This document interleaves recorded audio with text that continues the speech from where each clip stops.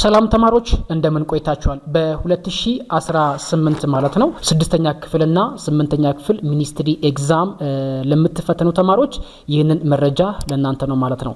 በየትኛውም ክልል ላይ ሆናችሁ 6ኛ ክፍል 8ኛ ክፍል ሚኒስትሪ ኤግዛም መች እንደምትፈተኑ እንዲሁም ደግሞ ጊዜውን ለማወቅ መረጃችሁ የሌላችሁ ተማሪዎች በሙሉ ማለት ነው ይህንን መረጃ ለእናንተ ነው። እንዲሁም ደግሞ በሚቀራችሁ ጊዜያቶች ወይም ደግሞ ቀናቶች ምን ማድረግ እንዳለባችሁ ደግሞ አንዳንድ መረጃዎች ለእናንተ አደርስላችኋለሁ። ከናንተ የሚጠበቀው ለሌሎችም እንዲደርሳቸው ይህንን ቪዲዮ ላይክ አድርጋችሁ ጀምሩት።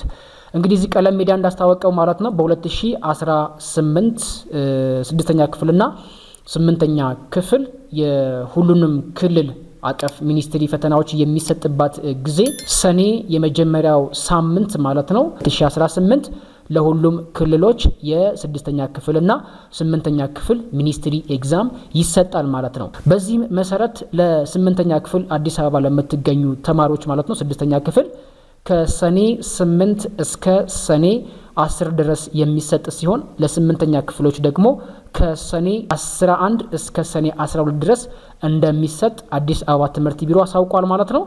እንግዲህ በእነዚህ በቀራችሁ ጊዜያቶች ወይም ደግሞ ሳምንታት ምን ማድረግ አለባችሁ ለሚለው እዚህ ጋር እንደምታዩት በ2017 15 እና 16 የተለያዩ የሚኒስትሪ ጥያቄዎችን አግኝታችሁ እነዛን ጥያቄዎችን በሚገባ በማየት በመስራት ራሳችሁ ማዘጋጀት ይጠበቅባችኋል። እንዲሁም ደግሞ በዚህ ጥያቄውን ወርክሺቱን የማታገኙ ተማሪዎች ካላችሁ ደግሞ እዚህ ጋር የሰራሁላችሁ በርካታ ቪዲዮዎች አሉ። እነዛን ቪዲዮዎችን በማየት ራሳችሁን ማጎልበት ወይም ደግሞ ለፈተናው ዝግጅት ማድረግ ይጠበቅባችኋል ማለት ነው።